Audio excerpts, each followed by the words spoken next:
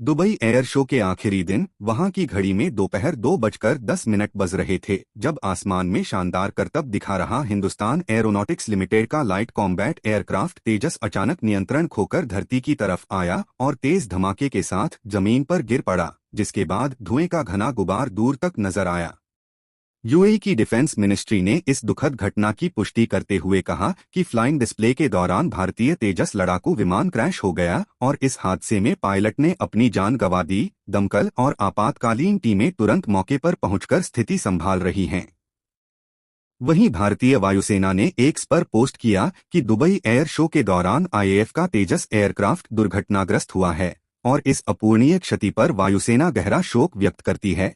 साथ ही court of inquiry के गठन की बात भी कही गई है।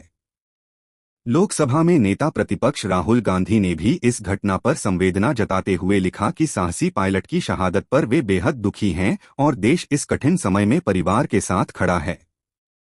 उधर डिफेंस एक्सपर्ट्स ने शुरुआती तौर पर कुछ संभावित कारणों का जिक्र किया। किसी तकनीकी खराबी, foreign object damage, pilot error, ground technician की गलती, फ्यूल प्रॉब्लम या इंजन फ्लेम आउट जैसी स्थितियां। उनका कहना है कि विमान जब मनूवर के बाद नीचे लौट रहा था तब संभव है कि इंजन ने रिस्पॉन्ड न किया हो और पायलट ने लोगों को बचाने के लिए शायद देर से इजेक्ट करने का फैसला किया, जिसके चलते एयरक्राफ्ट रिकवर नहीं हो पाया और नीचे का हिस्सा जमीन से टकरा गया।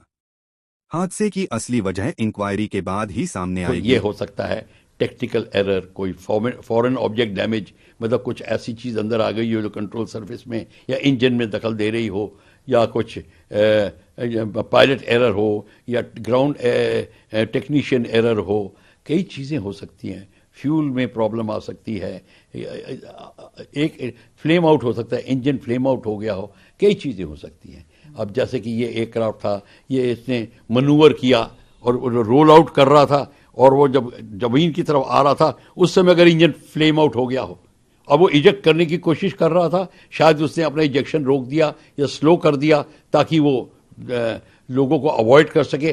क्या हुआ ये इंक्वायरी में से पता चलेगा, पर हमें ये लग रहा है कि उसने इंजेक्शन में बहुत देर कर दी और उसका जहाज़ जो है मश कर रहा था। उसने जब रिकवर भी किया तो उसका फिर भी एयरक्राफ्ट सिंक कर रहा था और वो अपने बेली यानी कि पेट के ऊपर, जिसके जहाज के निचले स्थल, वो जो निचला हिस्सा है वो जमीन पे जाके टकराया।